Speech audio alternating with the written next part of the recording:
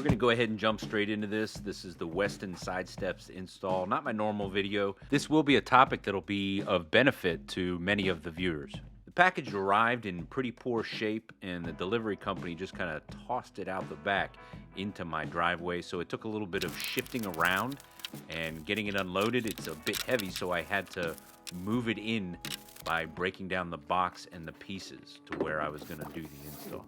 A testament to their packaging and the condition of the box that it arrived in, ended up being no damage to it whatsoever. I could have sworn I was going to find some big scuffs and dings and dents, and overall the parts were in there, so their QC passed inspection. Did seem to do its job. Came with some installation instructions, pretty easy to follow. I'll cover a couple of things that I think they could improve it on and some advice for you. Go through and make sure you count the parts out, put them into piles, identify where they are in the instructions. There's a fair number of parts that come with this. It's not real complicated when you get moving forward, but it's repetitive, piece after piece, putting it in.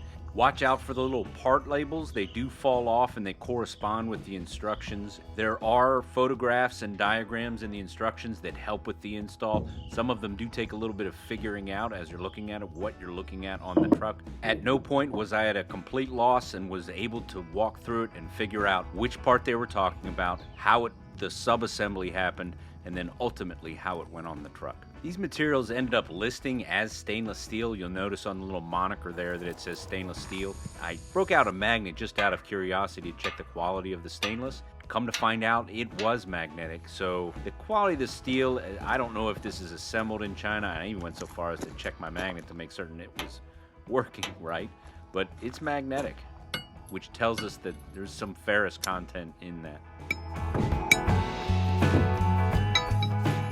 In one of the sub-assemblies and in the parts inventory list, it lists out a center, rear, and I believe front bracket.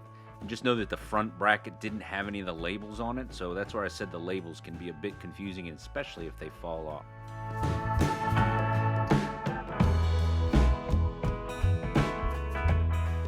There was certainly one quality issue where I believe what it looks like, that's in their painting process where they may have been holding that part. One of them had the shadow left and the other was completely missing the paint, and I decided to just go ahead and throw an undercoating on it.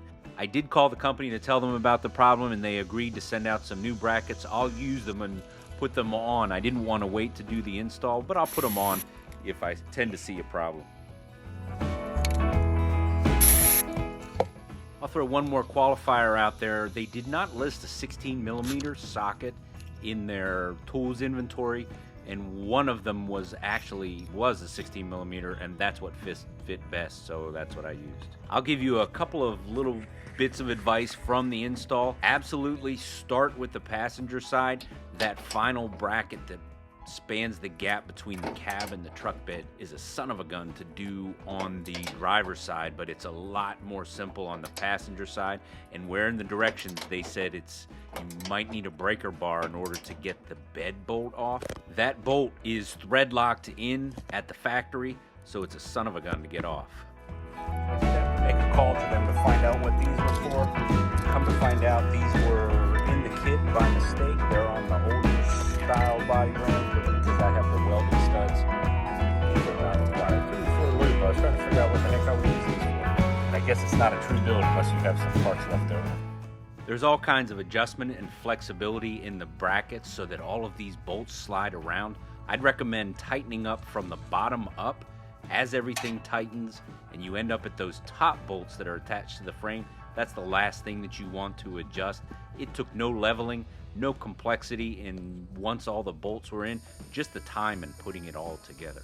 There was no cutting, no welding required, although there was one plastic tab on the driver's side in that back third step that I had to push back up into the frame, and that little tab disappeared. I actually don't know what that goes to. Looks like it might have been some kind of alignment. I would definitely recommend the use of these materials. It's a quality construction. You can feel it. A little bit of question about the material that they're used, but hey, subscribe and I'll come back on here years from now and tell you whether or not that thing rusted out and ended up falling off the truck. So YouTube says that this video is perfect for your viewing habits. This is my latest upload, and over here is a playlist that you might just enjoy.